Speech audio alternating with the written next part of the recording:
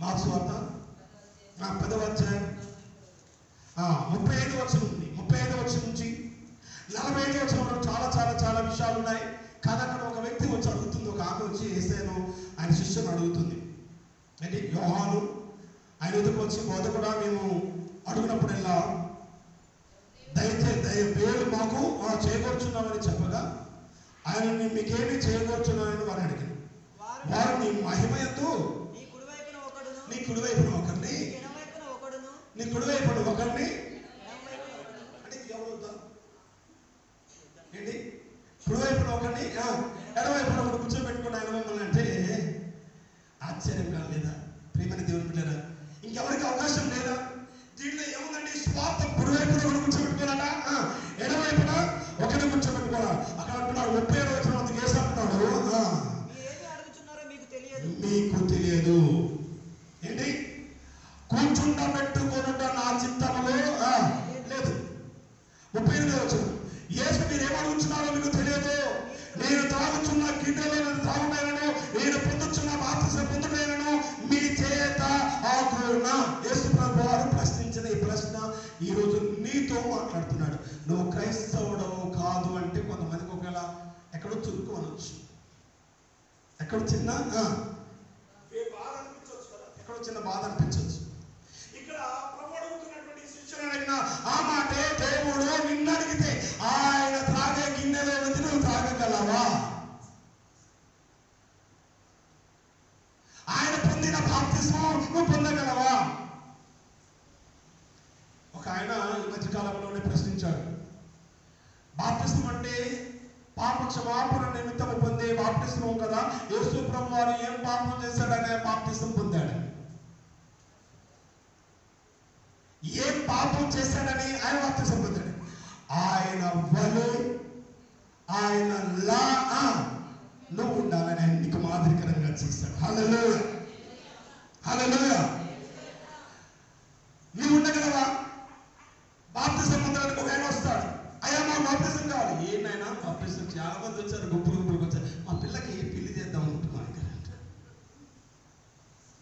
ఎందుకు బాప్తిస్మం? యేసు వల్ల బాప్తిస్మం అవ్వాలి. యేసు బాప్తిస్మం పొందినప్పుడు పరిశుద్ధాత్మ అగ్ని అనేటువంటిది ఆ పావురము వలె అని మిత్తికి వచ్చిందండి. హల్లెలూయా. నీ మీద కాకులు కూడా రావు. యేసు మీదకి పావురం వచ్చింది, మన మీద కాకు కూడా రాదు. కొంతమంది కూర్చొని పాప ఏ వచ్చిన ఇక్కడికి వచ్చినట్టు బాగా చూస్తున్నారు. ఏం పెట్టారట? పెట్టక పెడతారట. పడుకున్నటువంటి బతుకున్న వాడికి ఒక మూత పెట్టారు. చాలా మంది తల్లిదండ్రులు చూస్తాం, ఏ రోజైనా వాడికి కడుపు నిండా అన్నం పెడతాడు, అమ్మ నాన్న కంటే పెట్టాడు. చచ్చిపోయిన తర్వాత పెట్టక వీడేమో అక్కడ కూర్చొని ఏడుస్తాడు. నేను చచ్చినాడు ఎలా బతుకున్నాక నాకు ఒక ముద్దలు పెట్టేవారు, నాదేమో ఇప్పుడు పెట్టకెళ్తానంటావా? ఆలోచించండి ప్రియమైన దేవుడు. నిజమైన బాప్తిస్మము త్యాగపూరితమైనటువంటిది. నిజమైన బాప్తిస్మము నిన్ను నువ్వు రక్షించుకోలేదు, అనేకులు రక్షించుటకు సిద్ధపరిచి. నా వల్ల మీరు ఉంటారా? నా బాప్తిసం నేను పొందిన బాప్తిసం మీరు పొందగలరా? నేను తాగిన పాత్రలో ఉన్నది ఆయన దాహము అంటుంటే పిచ్చి జనం ఏం చేశారంటే కాలకోట విషాన్ని తీసుకొచ్చి ఇచ్చారు ఆయనకి. అది తాగి మళ్ళీ అంటే తెచ్చిపోతాం. అది కూడా తాగాడండి ఆయన. కానీ ఆ దాహం కాదు ఆయన కోరుకున్న దాహం. నీ ఆత్మను రక్షించబడాలి, నువ్వు మార్పు పొందాలి, నీ మనసు మారాలి కదా. చాలా మంది పైకి మాత్రం తీపిగా మాట్లాడేస్తారు కదా, తీపి మాటలు చెప్పేస్తాం, లోపలంతా కుళ్ళుతూ ఉంటాం. మనిషి మారడు. మార్పు లేని జీవితం పైగా ఎదుటివాడి గురించి ఎక్కువగా మాట్లాడతాడు. నాకు ఒకసారి అనిపిస్తుంది, ఎదుటివాడి గురించి ఎక్కువగా మాట్లాడేవాడు నా దగ్గరకు వచ్చినప్పుడు నేను అనుకుంటాను, వీడు నా గురించి కూడా ఎక్కడొచ్చి బాగేస్తాడు. వీటి దగ్గర చాలా చాలా జాగ్రత్త. ఆయన 6 మాటలు మాట్లాడితే నేను అరమాట మాట్లాడడానికి ప్రయత్నం చేస్తాను. ఒకవేళ అరుసుగా తీసుకొని ఆడు 6 మాట్లాడాలి, నేను 60 మాట్లాడాలి అనుకోండి, ఈ 60 ఇంటి మోసుకుపోతాడు అక్కడికి కదా. జాగ్రత్త. చేస్తూ వల్లే మీరును ఈ మనసు కలిగి ఉండండి. అప్పుడే అదే గురు శిష్యుల యొక్క సంబంధం. దేవుడు ఏది చెప్పాడో అది చేయాలి శిష్యుడిగా. ఏంటి నీ కుడి ప్రక్కన ఎడమ ప్రకారం ఆయన కూర్చోబెట్టుకోమని కదా. ఇక్కడ ఏమండి 40 వచ్చాడు. నా కుడి వైపున ఎడమ వైపున కూర్చుండవచ్చుగా నా అవసరంలో లేదు. అది ఎవరికి సిద్ధపరచబడినో వారికి దొరుకునని వారితో చెప్పింది.